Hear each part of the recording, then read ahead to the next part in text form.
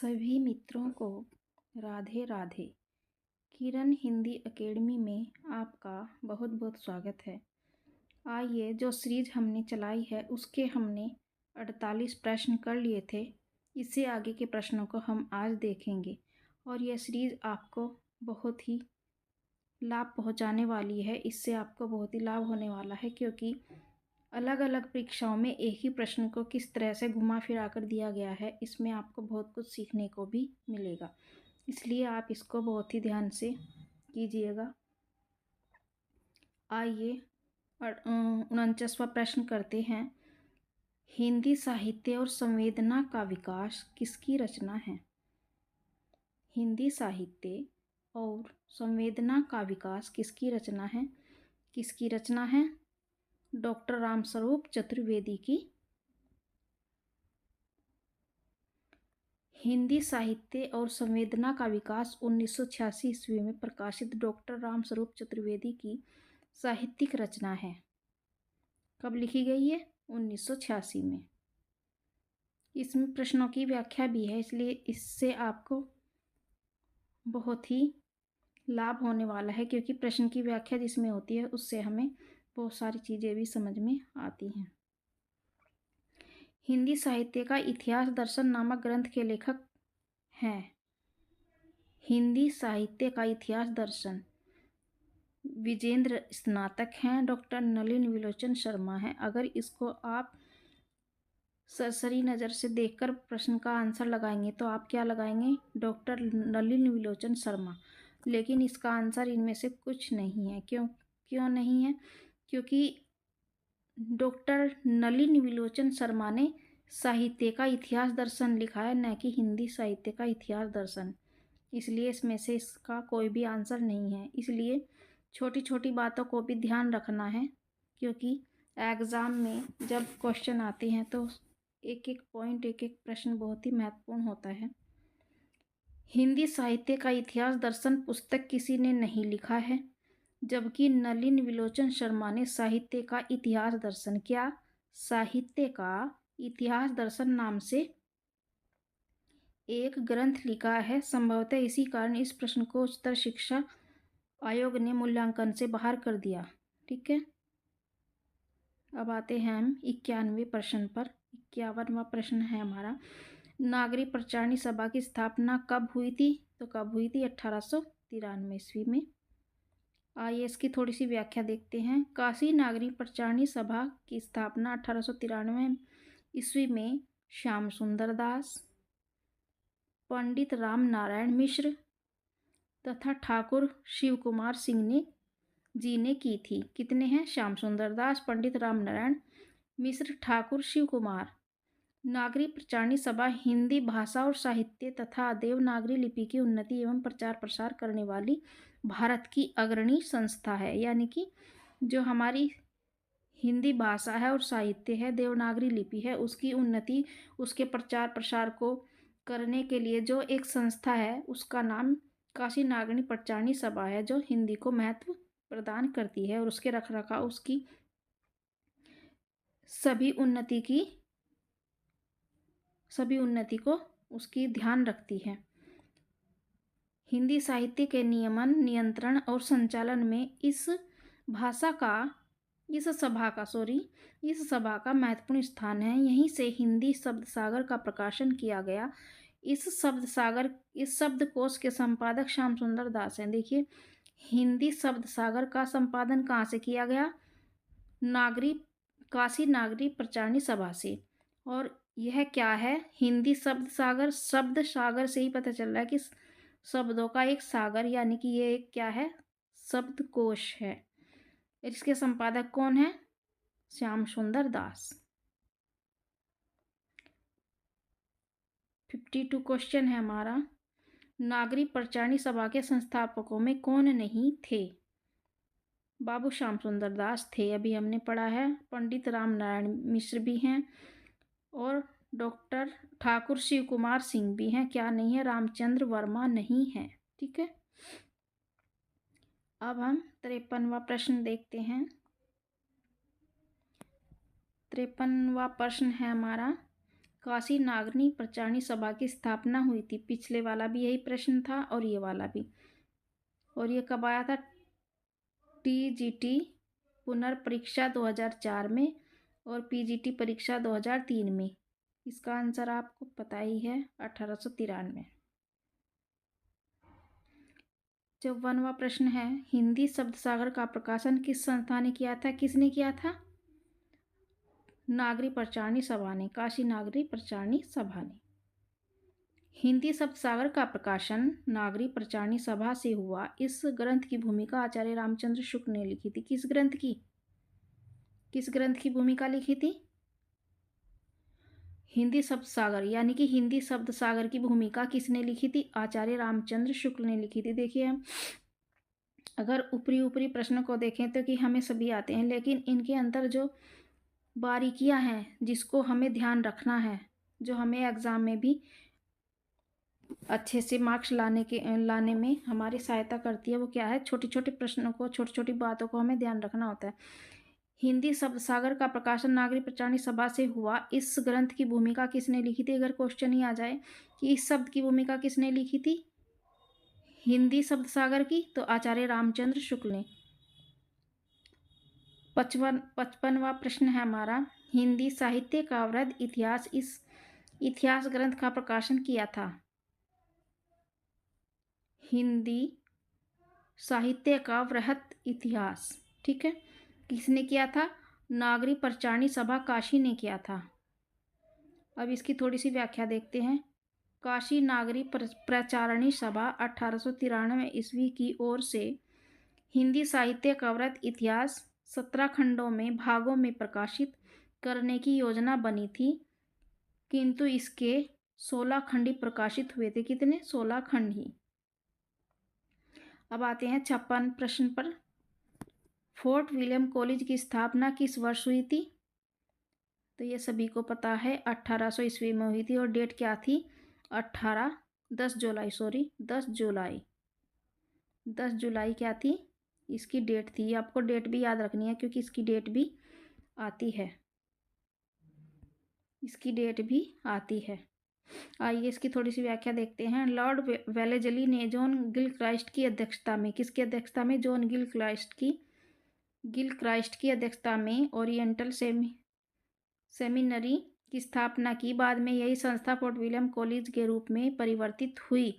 Fort William college की स्थापना टीपू सुल्तान पर ब्रिटेन की निर्णायक विजय की स्मृति में 10 जुलाई 1800 ईस्वी को हुई और गिलक्राइस्ट उसके हिंदुस्तानी विभाग के अध्यक्ष नियुक्त किए गए थे। उन्होंने हिंदी के शिक्षण के लिए 2 भाषा पंडितों लल्लू लाल और किसको? सदल मिश्र की नियुक्ति की थी, क्योंकि लल्लू लाल और सदल मिश्र फोर्ट विलियम कॉलेज से संबंधित व्यक्ति हैं। अब आते हैं प्रश्न हमारा कौन सा है? 57वां प्रश्न है हमारा। 57वें प्रश्न पर आते हैं। कलकत्ता में स्थापित फोर्ट विलियम कॉलेज के संस्थापक थे। कलकत्ता में स्थापित फोर्ट विलियम कॉलेज के संस्थापक कौन थे? John Gilchrist. 58वां प्रश्न है, सदल मिश्र की भाषा की विशेषता है। देखो, इसकी सदल मिश्र जी की जो भाषा की विशेषता है, मुख्य रूप से इनकी भाषा में पूर्वीपन की अधिकता दिखाई देती है। अगर आप इसकी व्याख्या पढ़ना चाहो तो पढ़ सकते हो, इसके अंदर है ये, क्योंकि इसकी व्याख्या बहुत बड़ी है, आप इसको पढ़ लेना। अब हम आते हैं प्रश्न नंबर हमारा 58।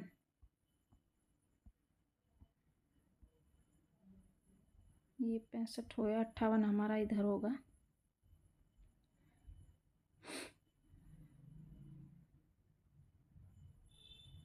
हम्म,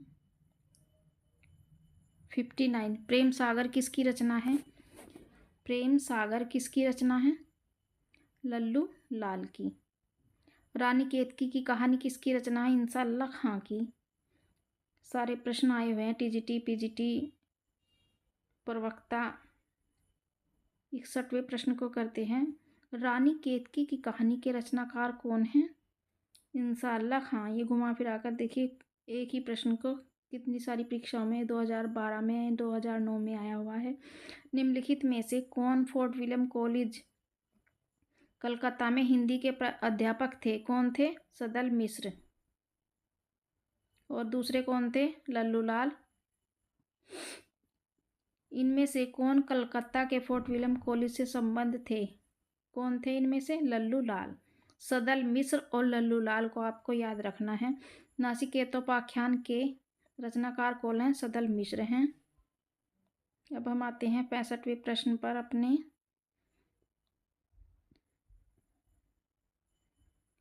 इनमें से सदल मिश्र की रचना कौन सी है? कौन सी है सदल मिश्र की? नासिकेतोपाख्यान। 66वां प्रश्न है हमारा, इंसा अल्लाह खां द्वारा रचित रानीकेत की कहानी का दूसरा नाम क्या है? उदयभान चरित। उदयभान चरित के लेखक कौन है?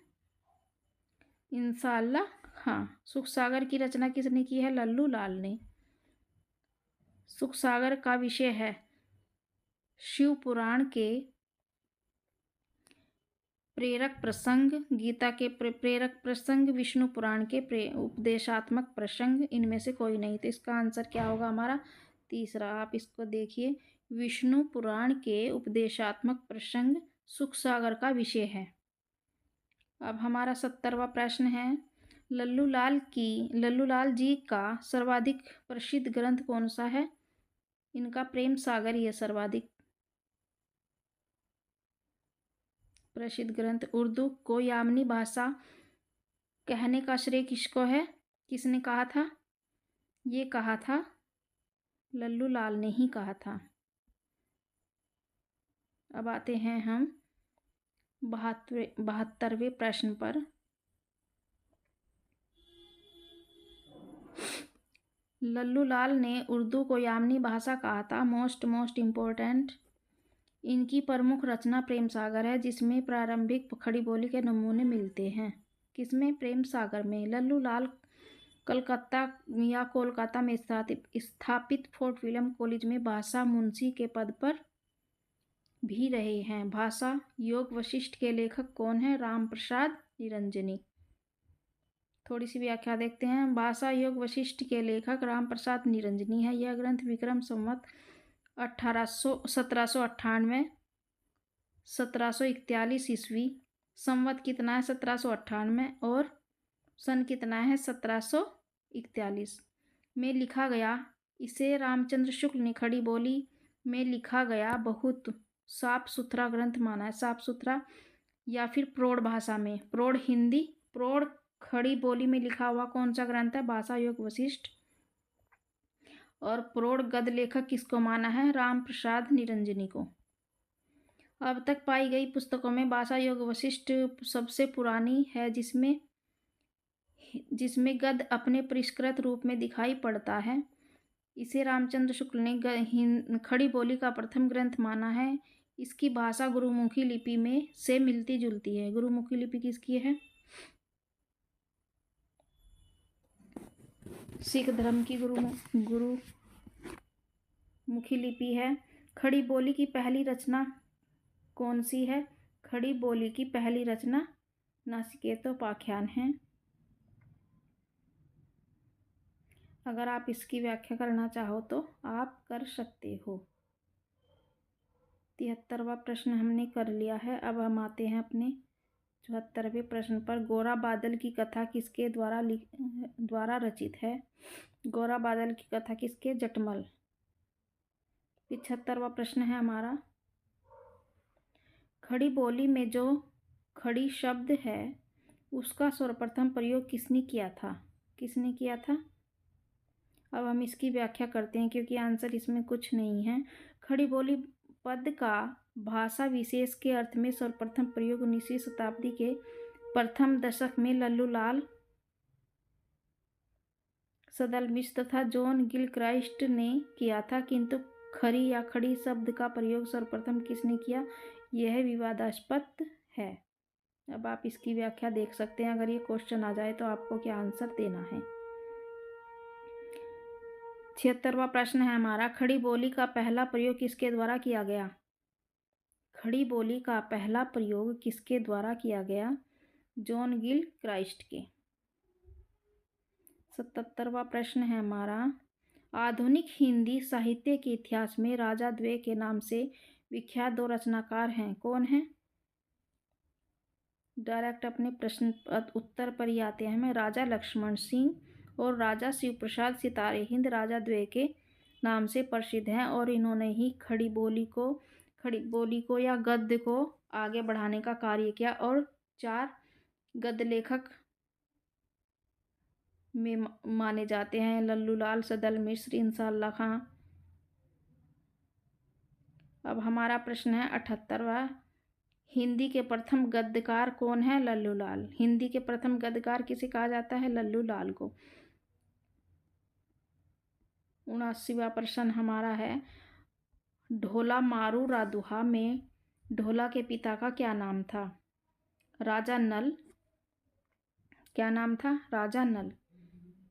इसकी थोड़ी व्याख्या देखते हैं। ढोला मारू रादुहा ढोला नामक राजकुमार तथा मारवणी मारू नामक राजकुमारी की प्रेम कथा का काव्य है जिसमें ढोला के पिता का नाम राजा नल है। याद रखना, इस काव्य के मूल कवि कल्लोल हैं, जो मूल कवि हैं, तथा कालांतर में कुशल राय ने इसमें कुछ विस्तार किया था। कुशल राय भी है और इसको कुशल लाभ भी कहा जाता है। अगर एग्जाम में क्वेश्चन में आ जाए कि कुशल लाभ और या कुशल राय, तो दोनों का एक ही है। 80 प्रश्न पर आ चुके हैं हम। रत्नाकर जोपम कथा पुस्तक का संबंध किससे है? यह आपके लिए शायद नया हो सकता है प्रश्न। रत्नाकर जोपम तथा कथा पुस्तक का संबंध किससे है? तो किससे है? व्रजयायनी सिद्ध से। किससे है? व्रजयायनी सिद्ध से है। इसकी थोड़ी व्याख्या देखते हैं। रत्नाकर जोपम कथा पुस्तक का संबंध आदिकालीन व्रजयानी सिद्धों से है। आचार्य रामचंद्र शुक्ल अपने हिंदी साहित्य इतिहास ग्रंथ हिंदी साहित्य का इतिहास में लिखते हैं, गोरखनाथ के समय का ठीक पता नहीं। राहुल सांकृत्यायन जी ने व्रजयानी सिद्धों की परंपरा के बीच उनका जो स्थान रखा है उसके अनुसार उनका समय विक्रम की 10वीं शताब्दी आता है।